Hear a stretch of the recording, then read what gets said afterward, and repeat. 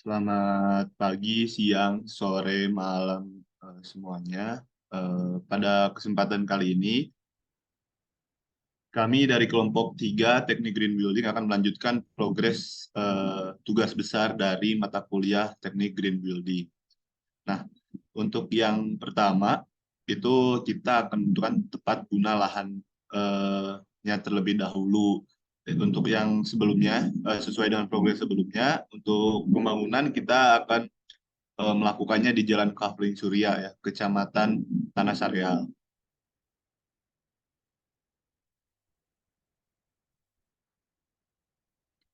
Nah, untuk yang pertama ada prasyaratnya dulu.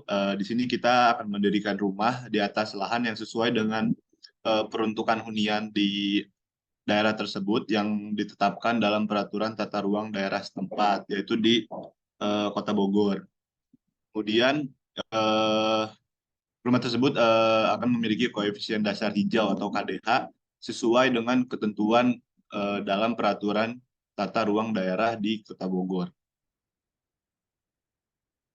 Nah, salah satunya adalah ada area hijau atau green area, di mana di sini pada pembangunan yang akan kita bangun itu memiliki luas tanah 300 meter persegi dengan nantinya karena kita ingin minimum vegetasinya itu 50% dari luas tanah, jadi luas vegetasinya nantinya akan ada 150 meter persegi. Kemudian luas bangunannya berarti akan menjadi 150 meter persegi.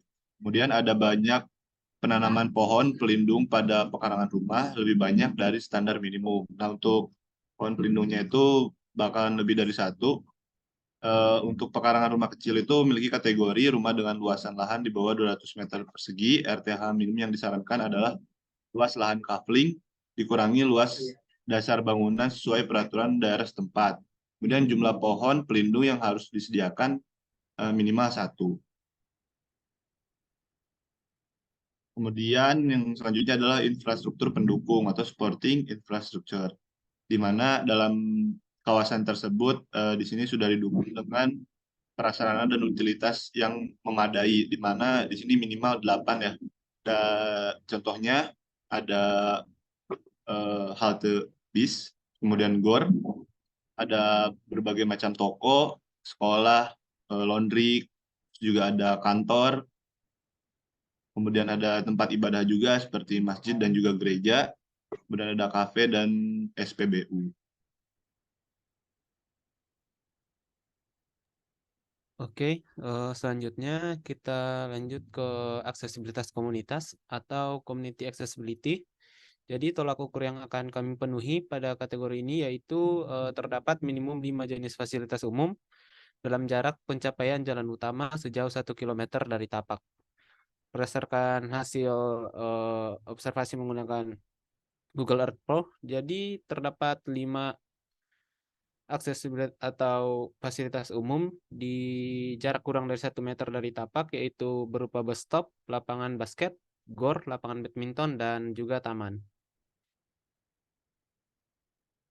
Selanjutnya, pengendalian hama atau pest management, yaitu merupakan upaya desain untuk menghindari penularan penyakit dan hama.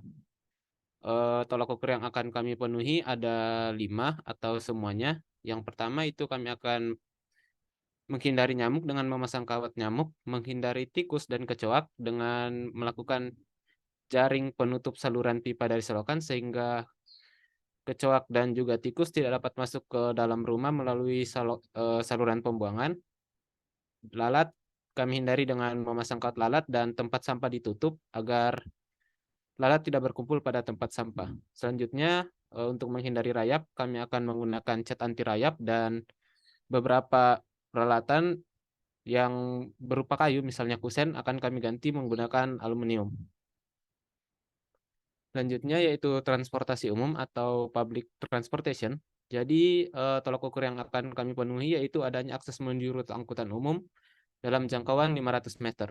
Berdasarkan hasil perhitungan menggunakan jarak dengan aplikasi Google Earth Pro, dapat dilihat jika ternyata jalan menuju public transportasi itu hanya kurang dari 300 meter.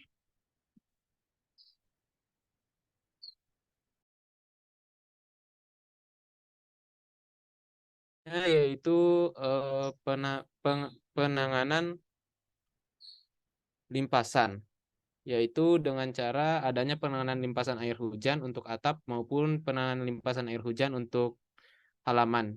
Dengan cara untuk atap yaitu membentuk atap limasan agar air dapat dialirkan dengan mudah menuju tandon air dengan menggunakan pipa. Untuk limpasan atau runoff di permukaan tanah akibat hujan itu kami akan memasukkannya ke dalam tanah menggunakan sumur resapan. Kemudian kita dalam desain rumah kami juga menerapkan konservasi air. Konservasi air itu upaya pelindungan, pemeliharaan, dan pelestarian keberadaan sumber daya air agar selalu tersedia dalam kualitas maupun kuantitas memadai guna memenuhi kebutuhan makhluk hidup, baik untuk yang masa sekarang maupun untuk masa yang akan datang. Jadi dalam desain rumah kami akan menggunakan meteran air di sumber air primer.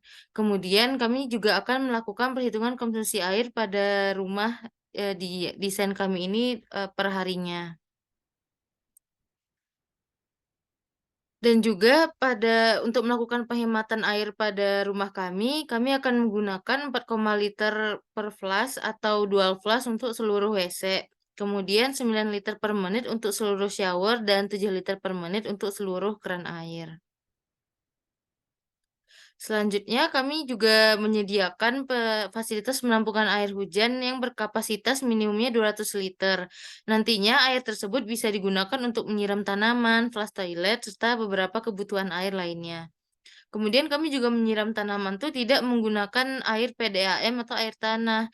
Jadi kami melakukan strategi penghematan air seperti nyiram airnya bisa menggunakan air rebusan sayuran atau telur. Jadi sebelum dikasih ke tanaman, airnya dibiarkan dahulu dingin, kemudian setelah dingin baru disiram untuk tanaman. Dan juga desain rumah kami ini akan menerapkan pengolahan air limbah agar tidak terjadi pencemaran air, seperti memasang grass trap atau perangkat lemak yang dapat dilihat pada gambar di sebelah kiri di bawah, di sink dapur dan menggunakan septic tank.